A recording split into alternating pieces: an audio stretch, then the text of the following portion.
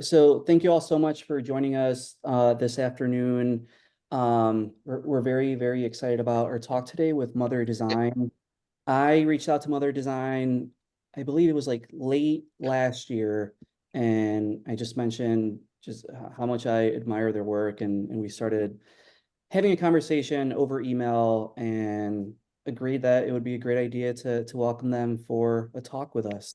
So for anyone that isn't aware of who the Chicago Graphic Design Club is, we're an organization that's existed for almost 4 years. We'll be reaching our 4-year anniversary next month. And we started this community as a way to have conversations with our community about everything regarding the theory, craft, and practice of graphic design. A lot of the programming that we do tends to revolve around our values, and those values include belonging, curiosity, and leading with purpose. So, Mother, one of the things that for me really struck to me about the work that they do is that a lot of the work centers around a lot of values like this. So much of our programming, whether it's book discussions or podcasts, these type of talks, we do it to instill positivity and change and big ideas. So just from behind the scenes of some of the values that drive us. We do have a wide range of programming that's both in person here in Chicago and also virtually. So obviously today's talk is virtual, but we also do a handful of talks and panels in person as well. So whether you're in Chicago or not in Chicago, there's always an opportunity to get involved. We also have a Discord community as well, and that's pretty much a chat room where designers get together to talk about all things design.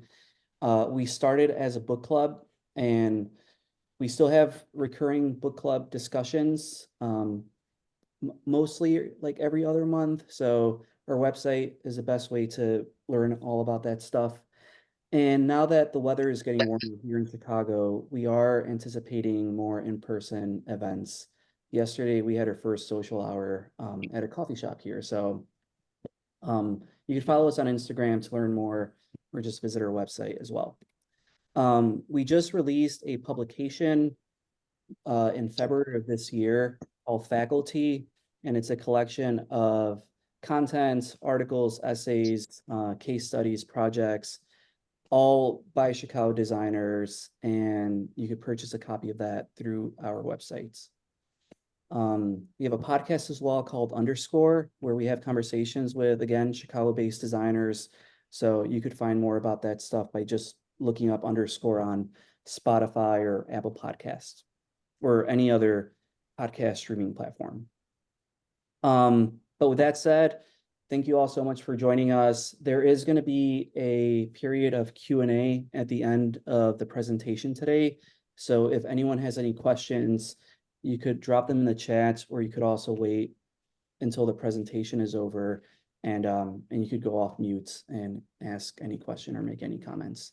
So with that said, thank you all so much, Mother, for being here. And I'm going to stop sharing, and I'll hand it over to you guys. Amazing. Thank you, Christian. Hello, everybody. Forgive the next 15 to 20 seconds while we get our sharing situation sorted. Ensuring, yeah, okay. Is this visible to everyone? Yep. Oh, amazing. All right, well, we're thrilled to be here. I hope that we have one video coming later, which is quite loud. So this is a pre-warning there. Towards the very end of the presentation, there's something considerably louder than my voice that is on its way. But yeah, like I said, we're thrilled to be here. We're neighbors. We have offices in Gowanus, Brooklyn, relatively close to Chicago. But before we talk about any of that, the three people on the top row, myself included, are going to be speaking to you today. The four people on the bottom row, some of whom are here, were hugely influential in all the work that you're going to see, and not shown is approximately 40 other people globally who make up Mother Design. Um, we like to think of ourselves as a brave design company who likes to work with brave clients.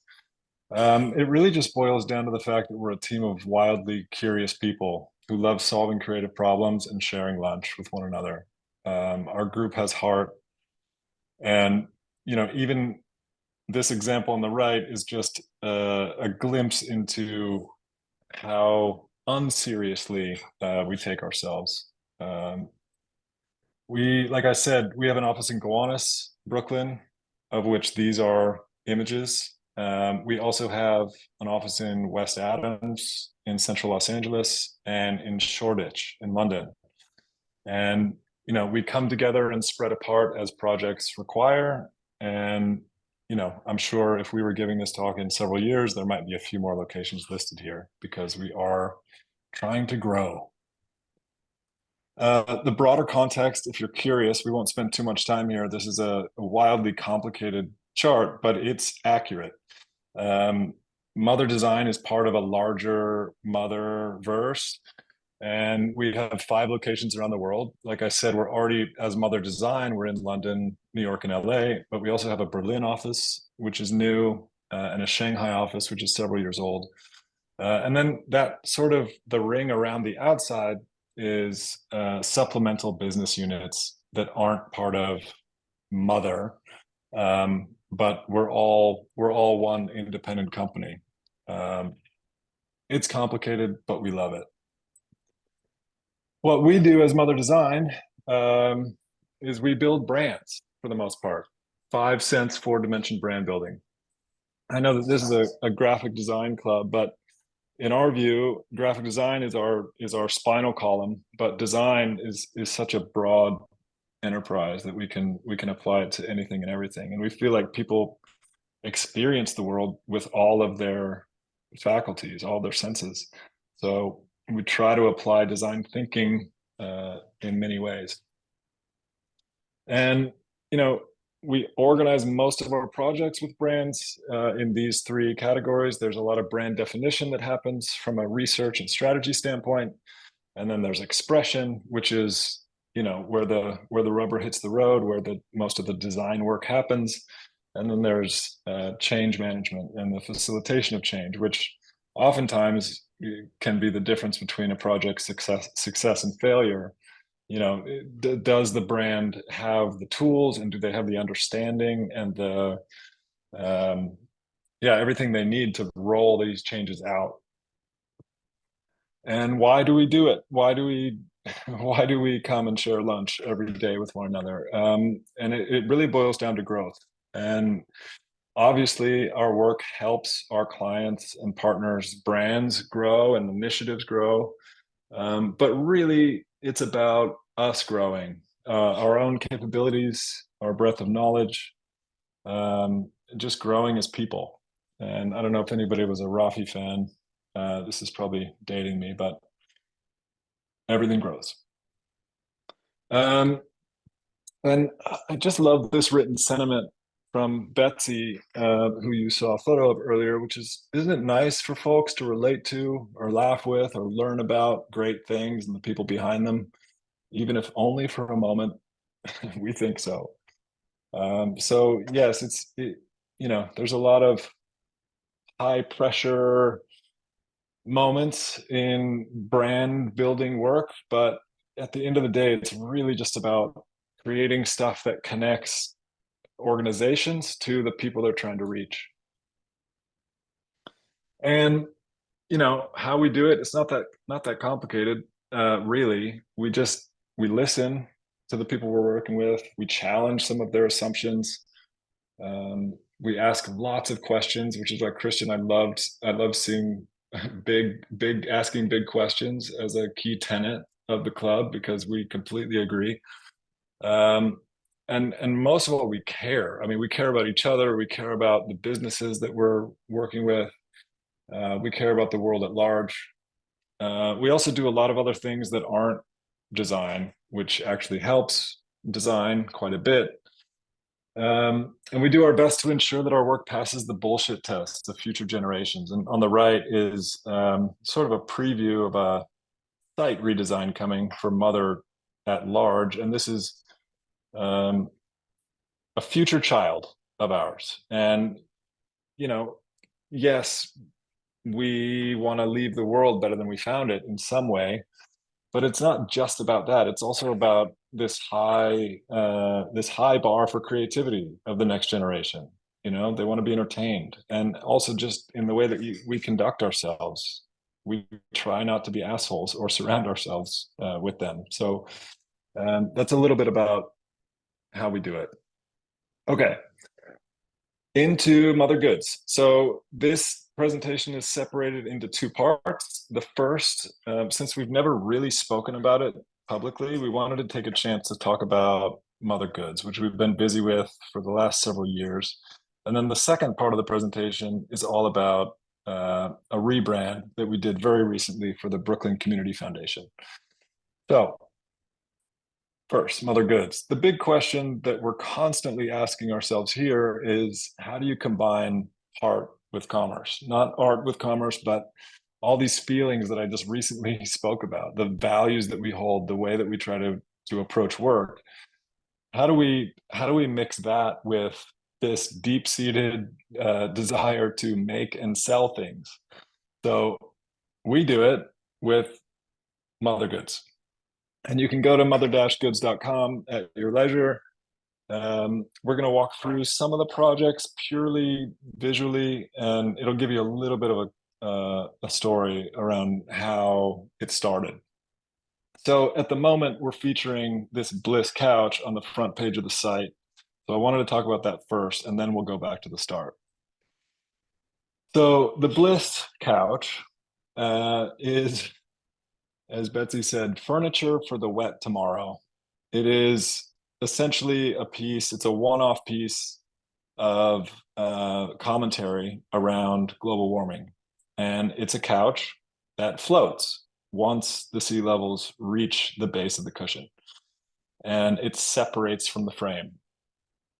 So that you, hypothetical user, can continue doing nothing. You can sit back and relax and sort of float away without worrying about a thing.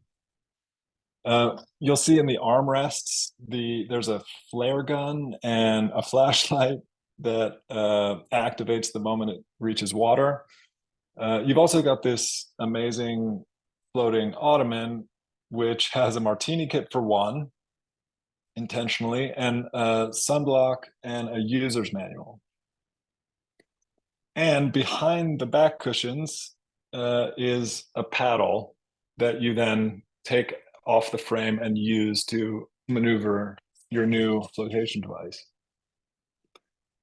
Wanted to talk a little bit about the user manual just because it was so fun to make. We wanted to sort of pay homage to the IKEA school of explanation. As you flip through, it just readies you for that eventuality when the sea levels reach your couch. It seamlessly transitions. This is what I mentioned before. There's a paddle in the frame. The strobe light, which activates when submerged in water. I love that this long-lasting battery lasts longer than other long-lasting batteries.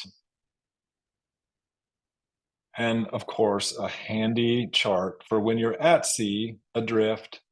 You will know what is friend or foe and what is edible and what is potentially yucky. And of course, we had to create a system of graphics inspired by safety and alert graphics. Obviously, tongue firmly in cheek with all of these projects. So my favorite is the two hands on the right-hand page that says, "Do not help other people." So that's Bliss. So I wanted to go back to the start because I think it's worth mentioning that we didn't just one day decide to make a couch. This is sort of something that's happened more recently, and it started a bit more humbly, and it started with this project, which is called Blood is Blood. And it was t-shirts, but the difference here was that the ink made to print the t-shirts was made mixed with the blood of some mother employees who were gay men, and it was a statement against what we found to be an incredibly ridiculous stance that the FDA took, that said that sexually active gay men cannot donate blood. And it's discriminatory and it's ridiculous. And there have been small measures since made, but it still hasn't been completely corrected. Sexuality is not a risk factor. Stigma is the only real risk. So, this project got a fair amount of attention, and it got us thinking about making products that have a social point of view. It's very core to who we are as a group. So when we came back around and sort of created this thing called Mother Goods, we revisited this idea, and more recently, in collaboration with Stuart Semple, who helped us mix the original ink, we turned that ink not just into products that have been printed on, but we actually are selling the ink itself, so that artists who are motivated by similar things can use it. Okay, so after Blood is Blood, one of the first things we did was we said we just want to make blankets. This was pre-COVID. It's one of those rare instances where a problem didn't really exist. We just really wanted to satisfy the urge to see our graphics woven instead of printed. So we did a fair amount of research. We found an amazing vendor down in North Carolina, and we worked with their actual thread count and designed all these blankets essentially using 1 pixel per weave, and it was very, very low res files, but the results are beautiful.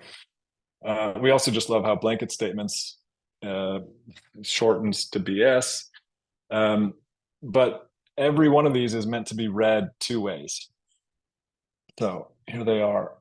Love is tender. Can be read 2 ways, obviously. People are trying can be read earnestly and cynically. And we tried to match the graphic treatment with these limitations to the statement itself. And then, of course, I won't read this out loud because it's being recorded. You can see for yourselves. But we really love this project, and it helped introduce us to really just how easy it was to take an idea to physical execution with the right partner. So our network has been growing ever since. And then once we started focusing on physical goods, this is around COVID time, our source of inspiration was our own apartments. And so a lot of these early ideas were really, really dumb, but brilliant in their simplicity. So this is a commentary on not ever wanting to be away from your device, even while doing things like washing the dishes. And then that transitioned into a much more expensive situation in Koof, which is a sort of high-end fashion accessory, the ultra connected phone case. So really, again, tongue firmly in cheek, leaning into the fact that people can't separate from their device. So why not own it? And then we got a 3D printer, and we've printed many things, but my favorite and potentially the dumbest in its brilliance is the bread clip. So we just love these little clips. You might not even think about them, but we thought, wouldn't it be funny if we could create a little loaf of clips that were slightly larger than the ones that came with your loaves of bread, so that you wouldn't lose them all the time. This was really just about the fact that we can never find them after we buy the loaf in the first place. And then, I mean, this is towards the end of COVID. Our apartment started to run dry in terms of sources of inspiration, and so we started thinking about Mars and our species sort of eventual, in some people's assertions, eventual move to another planet, which maybe. But I don't know. We found it funny and we said, hey, why don't we create a series of products that's for interplanetary exploration? And the premise here is, hey, let's ruin Mars too. So this is a series called Thunder Boys, which is all-terrain versions of your favorite luggage, a barbecue, a walker. There are more, but one page for today. And then we came from Mars back down to Earth and said, oh my gosh, the US healthcare system, kind of a disaster. And there's such inequity there that if you're not wealthy, you have real issues getting adequate coverage. So again, tongue in cheek, this is a product called Premium. It is a hospital bracelet that's been gold plated from sterling silver. And I just wanted to call out Betsy's writing here again. It's so scathing and really, really amazing. The price was set based on the average yearly cost for single coverage health insurance in America. And maybe my favorite is size frail. Love this one. And then it got even darker because we're like, why are we even talking about the healthcare system in the US when there are so many wars constantly raging around the world? And this is probably the most delicate product we've released in terms of the amount of conversations that have resulted from it.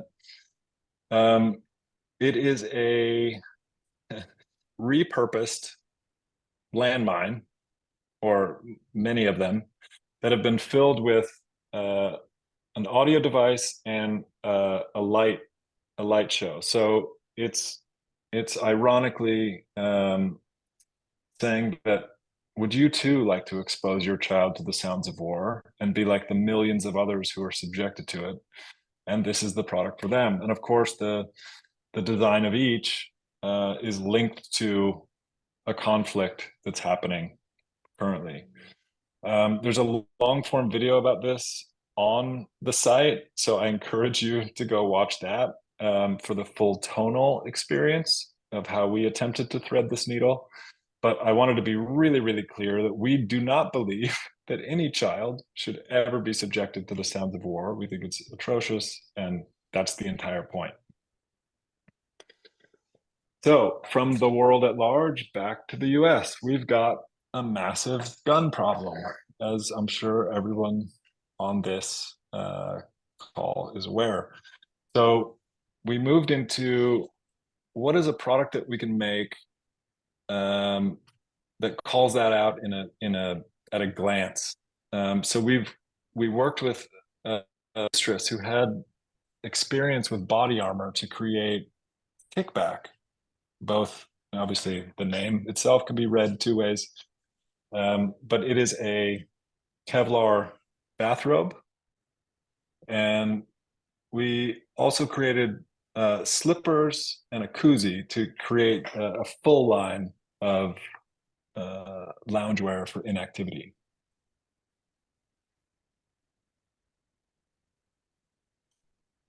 And then, just to reassure everybody that it's not all serious issues all the time, we also still like to have a bit of fun.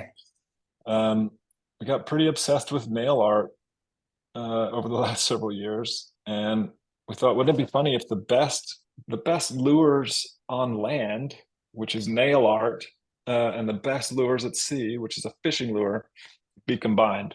So we created many lures, and then when we moved to Gowanus, the state of the canal is pretty bad, the Gowanus Canal, and we thought that fish in the Gowanus Canal probably would not respond to normal fishing lures, but that they would respond much better to fishing lures modeled after human fingers. That's finglers.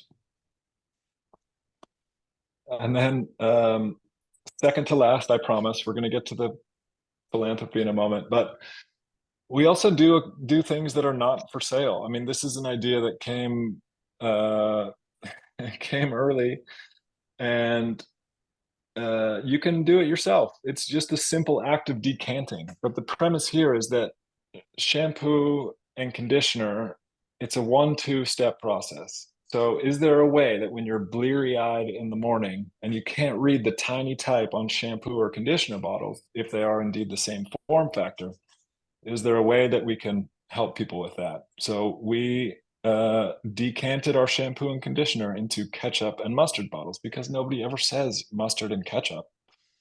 And again, this is another amazing example of Betsy taking a thought that is, you get it at a glance, but bringing a tone that makes it so much more rewarding. Head sauce. And then the last thing, I know this is being recorded, and I'm just begging whoever's on this call not to steal this idea. But this is not in market yet. This is something that we've been working on for several years. I would say that if you want to release products into the world, try to avoid electronics if at all possible, because it's really, really, really difficult. But this is a baby monitor called Baby Tunes that transforms your baby's cry into music. And so we actually have worked with an engineer to create something like auto tune a little bit, and we have pre-recorded tracks. So regardless of the cry, you can switch between 5 pre-recorded tracks. You can also upload new tracks, and it transforms those cries and overlays it with the music itself. And it's going to be amazing. I just have no idea when. So look out for Baby Tunes in the next year or two. Okay, so that's Mother Goods. I'm now going to give it over to Cause and Manya to talk about Brooklyn Community Foundation, now known as Brooklyn Org. Great, thank you, Mark. So yeah, today, next slide. We would like to talk about like how we define the look and feel of modern philanthropy. And we're going to answer this question through showing our creative process. Yeah, so Brooklyn Org has been reimagining the role of philanthropy for over 15 years. And they have provided support to communities and nonprofit partners that are leading transformational change for Brooklyn. In our effort to support local organizations, Brooklyn Org has invested more than $4 million to help racial and social justice organizations across the borough to grow their communities. Next slide. Yeah, this is like before. Here's some example of past branding. At that time, the name was different. It was called Brooklyn Community Foundation. And you can see overall look is kind of outdated. And the Brooklyn Bridge logo is so big compared to Watermark, and the Watermark kind of recedes, and typography feels very generic. And in terms of color, the teal green is their color palette, but they added these really bright colors below, which seems like a kind of afterthought. And this is like a graphic elements. It's kind of all over the place. There are like no hierarchy and also like no consistency at all. So that way, visually, they didn't have the impact this organization has. But yeah, they had a bigger problem. Yeah, there are so many like Brooklyn Bridge logo among their competitors, and also among like cultural institutions, and theirs was like getting lost, receding in the kind of ocean of Brooklyn Bridge logo. So Yeah, the brand shouldn't be just another insider nonprofit or represented by generic Brooklyn Bridge logo. It should be as iconic as like Brooklyn itself. And also like the naming is a big factor as well. Brooklyn Community Foundation is such a like a mouthful and a long name. So evolving their name should make this brand bolder and also more impactful. So we changed the name Brooklyn Community Foundation to Brooklyn Org, and it directly aligns to all Brooklyn, and it clearly and concisely communicates the entire borough, not just like certain parts or industries or topics. And it differentiates from a category, and it takes a new and unique approach and separate from category norms. And it's modernized and brand, and it shifts the brand name into more contemporary position. And also it's loud and proud, and it's bold and directly indicate topics of focus. As a designer, like we love like shorter names better because it's easier to make ownable and unique logo. And also we are really lucky that client was brave enough to change the naming as well. Yeah, so before we start designing, it's important to identify the brand role. And brand role is an honorable and enduring statement of who you are and what you do. And it guides brand development and informing everything from the creative idea to new product innovation. And this is a Brooklyn Org brand role. We champion the richness of Brooklyn. And we use this brand role as a North Star to create a mood board. We presented 3 and 4 mood boards to the client, and they really love this one and richly impactful. General vibe is kind of reflecting bold attitude of Brooklyn. It's very loud and evocative, but charming and punchy. It kind of has a sense of activism, and typography is also very dynamic and shows the bold layout. And photography shows the confidence and also audacity of people in Brooklyn. It's kind of like empowering. So as we created this mood board, we also kept it in our mind that this should be something very simple and also easy to implement for the client. This is something we should consider for the nonprofit or like low budget projects, because the client tend to have less resources, and sometimes they don't have even designers. And also they oftenly don't have a budget for fancy type family. So that's our constellation for very beginning. And this is the second mood board. They also like the parts of this mood board as well. And this mood board reflects the communal aspect of Brooklyn Org. And also it reflects individual organizations joined to Brooklyn Org.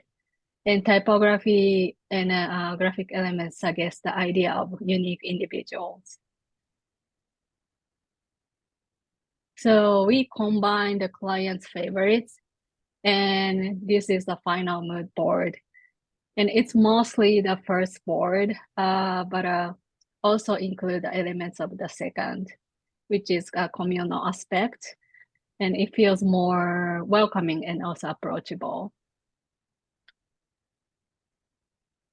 And from here, we start sketching the logo. We created a logo inspired by Brooklyn blocks. Brooklyn is such a populationally dense.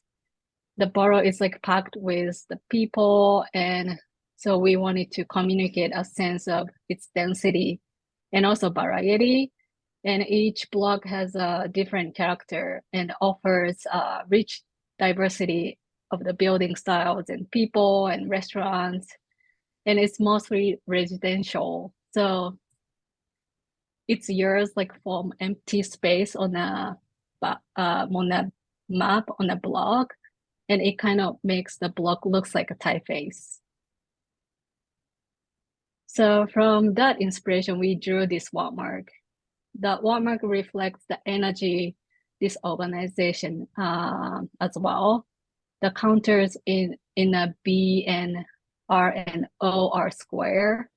The ink drops in a Y and N also kind of reminds me of the streets of Brooklyn, and super dense and super dynamic and super impactful.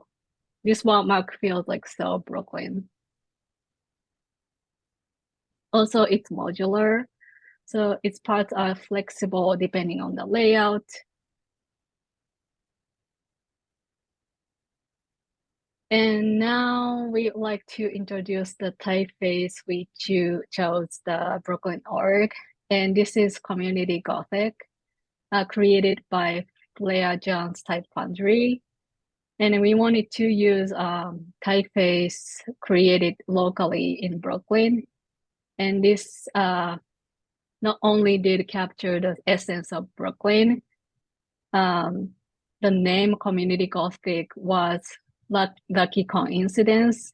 It suited, like, fits the brand perfectly. And the typeface has kind of human quality to it, so which is we really love. And it has a lot of variety of width and style. So from like condensed black to condensed light, and also black to light. It's enough to cover to entire brand system and content it has to create. And I'm gonna pass the baton to Manya to talk about color. Great, thanks, Kaz. All right, so here is our color palette. We have our primary colors on the top, and then to complement the strong neutrals, we have a secondary palette that reflects like the vibrancy and richness of Brooklyn. We wanted to make sure overall that we had a versatile palette, including a mix of like those brighter colors symbolizing optimism, and then some deeper, more grounding colors to allow for a variety of color combinations for different uses. And then I'm going to shout out Betsy again, just for coming up with these really great names for these colors that are Brooklyn specific. I know the client was like, really loved them and loved the touch.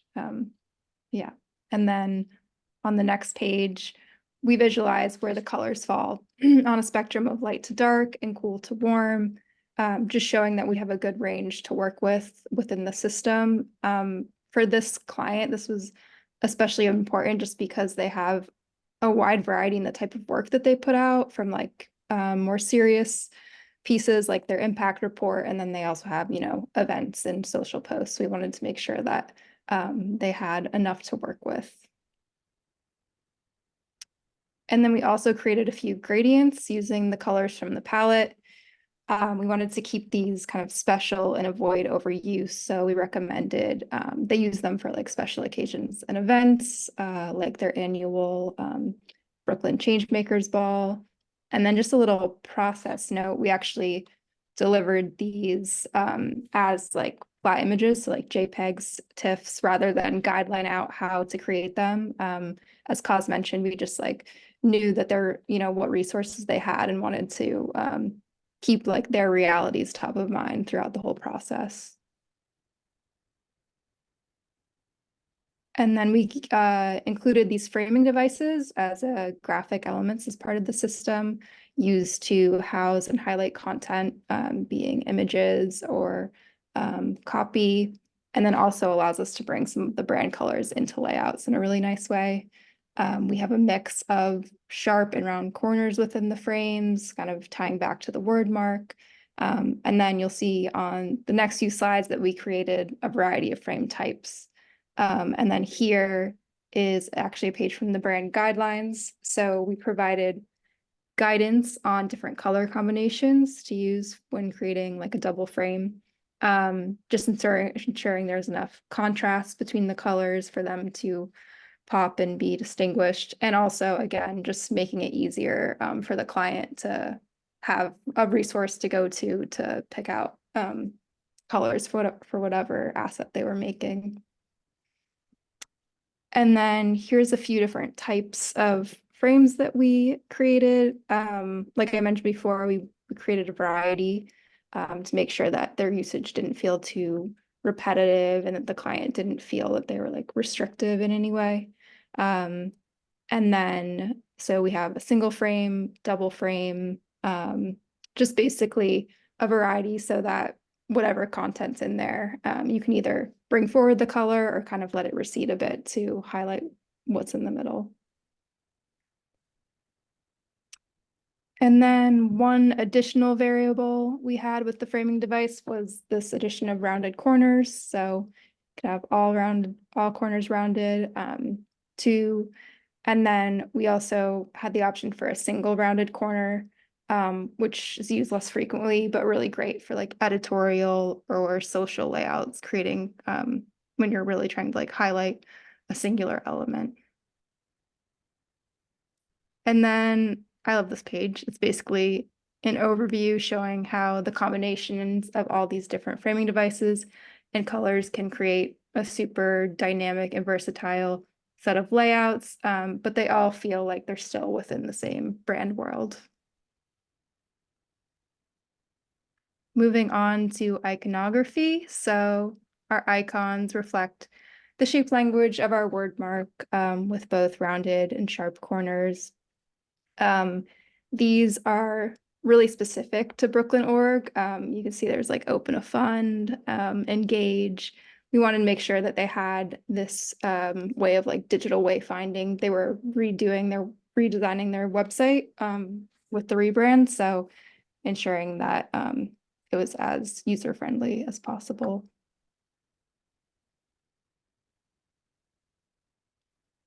And then we'll move into some applications. So this is an out-of-home example.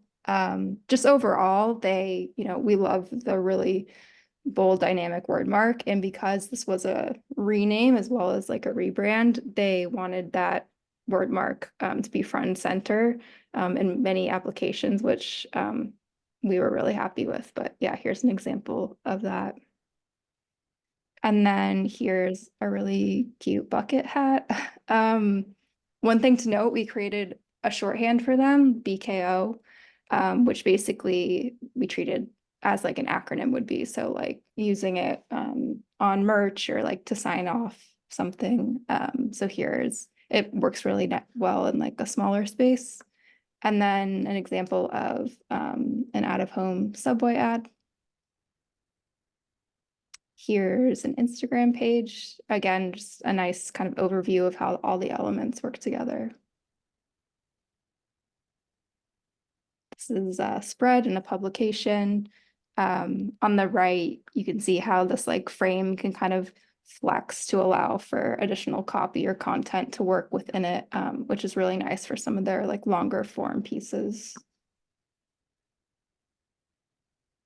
And then another merch, BKO, big on this tote bag, fills up the space really nicely.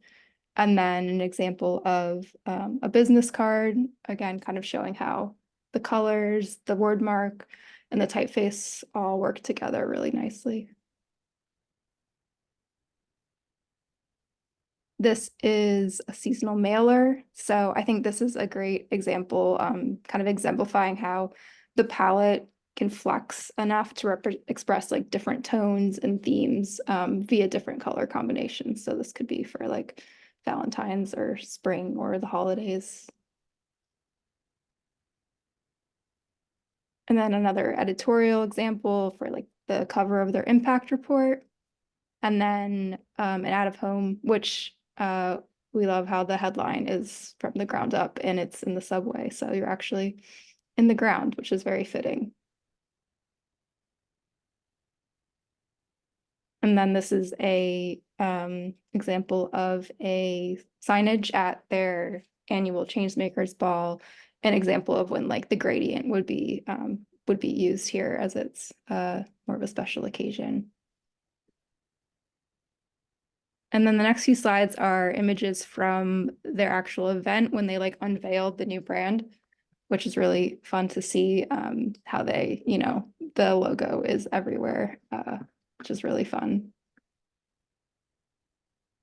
This is great too. So they like took the BKO and put it on the side of these drums for the band that was playing, which I just love to see. It was really like, it just shows, I guess, that what we created for them was usable.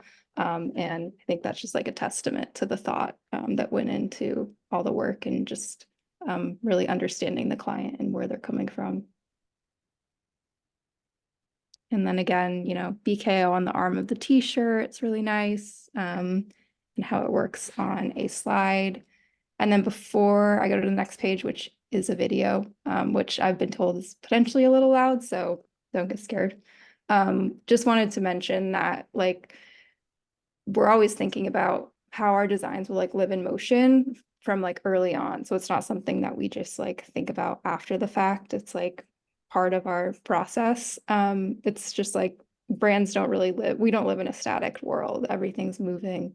And related to that, you know, sound, scent, touch, like we're always trying to keep those top of mind.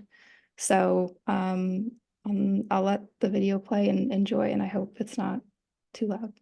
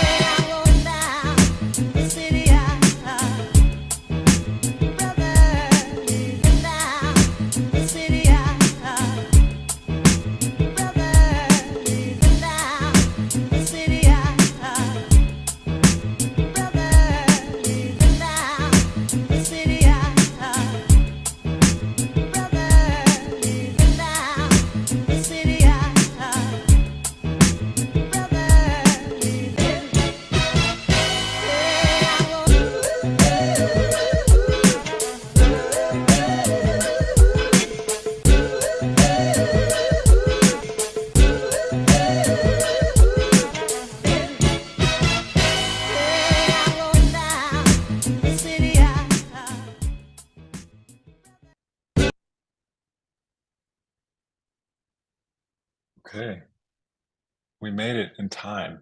I'm going to stop sharing now. And I'll give it back to Christian. Yeah, thank you so much. That was, I think I could speak for everyone, but those Mother Goods projects were really just really great, and I think that they resonated with a lot of people on this call as well. I'd love to maybe hear a little bit about with some of these projects, what's the collaboration process like, or how are projects structured with amongst your teams? I'm sorry, Christian, I had a moment of sonic absence. Can you repeat that? Yeah, so question? I was asking, I'm interested in understanding how the projects are divided amongst your teams and how collaboration happens. Sure, it's pure chaos Okay. all the time. No, that's not entirely true. We try to plan as much as humanly possible, but we're a pretty tight-knit group, you know, like between New York and LA, it's 25 people. In London, I think it's 25 people. I don't want to speak for London, but I feel like between New York and LA, it's we have resourcing meetings at the end of every week, and people jump between projects. We try to have it so that people are involved from the beginning all the way through to the end of a project, but the realities of having a 20-something person team, that's just not always possible. So it's sort of like hive mind, to be honest. It's a combination of who has a unique perspective that would be appropriate for this project and who has time. So the mix. Yeah, very cool. Anyone else have any other questions on this call? I'll just chime in. I would love to hear from Betsy about her copywriting process, maybe her ideation, that sort of thing. Just because I think, obviously we're visually focused people, but naming and all of this sort of thing is so important. Would love to maybe hear a bit about that. Yeah, absolutely. Hi, everyone. I would say, it really depends what the scope is from project to project, whether it's naming or just sort of guidelining a tone of voice that they already have, or, for Mother Goods, that's really been sort of a once in a lifetime or career opportunity to write for these brilliant products that are absolutely unhinged. And you get to talk about it in a way that there's not a lot of, I think at some maybe larger places, there's a lot of hierarchy that your work has to go through. And here we're just such a small team that, you write it out and then it's like, yep, no, that's good. You're like, really? Are you sure you want to put that on the internet? So it's like, it's like a freedom that's really unrivaled. And we have just such amazing just leaders on the team that really encourage you and push you. I would say it really depends on what I think the strategy part of it, and really hearing out a client's goals and wishes, and what they truly think of their own organization, and their vision for the world. If you can make that come through in language, it's such an important part of it. And then working with these incredible designers, they just they have their own ideas for what it should say, and it all comes to life visually. And I don't know if I'm answering your question, but there's it's really you're trying to take, you want to make sure the tone is right. You test out a bunch of different tones. Is it Mother Goods where you just want to kind of make people laugh, but really have heart at the same time, and bring attention to a really important question? Or is it is it very, very sort of not serious, but more from the heart, or or genuine? Or is it a fintech client with I don't want to say no heart, but the opposite. It's you have a very different audience, let's say, and that's who you're trying to speak to. So it's really it's trying to be fluent in a lot of different languages. So it's a lot of research, and a lot of just sort of translating, I think, essentially is what it kind of boils down to. Yeah. That's great. I just love the debate. Everybody can kind of bash out what they think it should be, but really the secret sauce there, and how you collaborate is super interesting to hear about. Yeah. I'm interested in hearing how clients react to some of these like self-initiated projects, and if that's kind of like a selling point for Mother Design, of like, hey, we're making like this baby cry monitor. Like I just want to know what the reaction is from some of those projects. Yeah, I mean, it totally depends on the client. We like to think so. We like to think that it attracts people who, if they're interested by it, we already have something in common. I think one thing is that it gives us tremendous empathy for what they're going through, trying to bring whatever it is they're trying to bring to market. We can relate to them on that level. We know that it's really hard. So there's that. And yeah, some clients don't care at all, honestly. But the ones that do, we find, are usually the longer lasting relationships, if that makes any sense. Mm-hmm. Yeah. There's a question in the chat here. For someone early in their brand design career, what values do you look for in potential new Mother Design team members? Oh, it's such, that's a great question. I think just an open-mindedness, a deep-seated curiosity, a lack of ego. So it's basically there's like this ego and talent dial, and whenever the talent is really high and the ego is really low, then that's pretty good. Okay. To piggyback off Christian's earlier question, I was curious, all of your work that you shared is so thoughtful and clearly like a lot of time was devoted. How do you balance your self-motivated work and then your obvious client work that is kind of like what runs the agency? It is a constant negotiation. I mean, it's something that requires active balancing because, you know, many of the projects that I shared have cost us considerable amounts of money. We have not made money from them, but we're operating under the assumption that 1 out of 20 will be the thing that pays for all the others.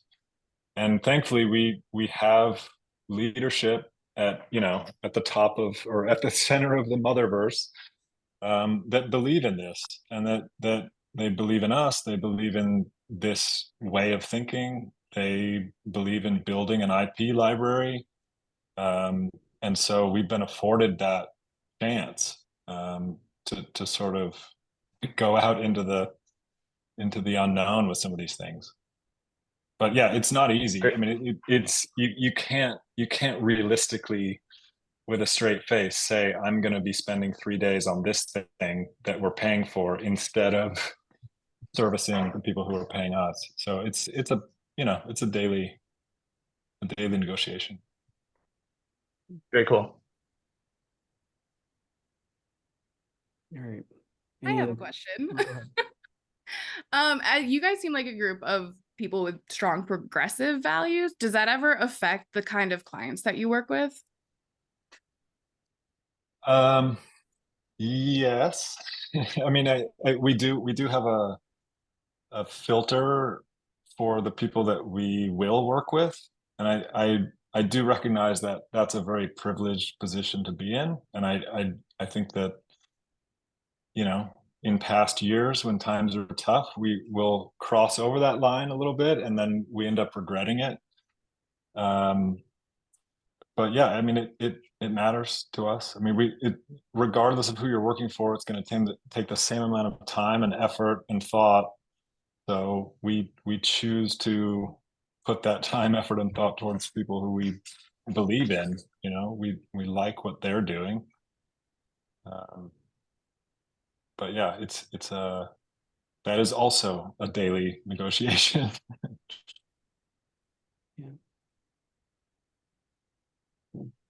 Well, I know that we're almost at time and some people do have a hard stop at the hour. But I just want to say thank you all so much for speaking with us. Yeah, I'm so glad that we've become long distance friends. So hopefully in the near future, maybe we could do something that's together in person. That would be amazing. Thank you all so Thanks so much. much for inviting us. Yeah. And for everyone else that joined, thank you for coming. Thank you for joining. And this was recorded, so at some point we'll publish it, and if anyone wants to revisit anything, you'll be able to do so that way as well. All right. Any parting words?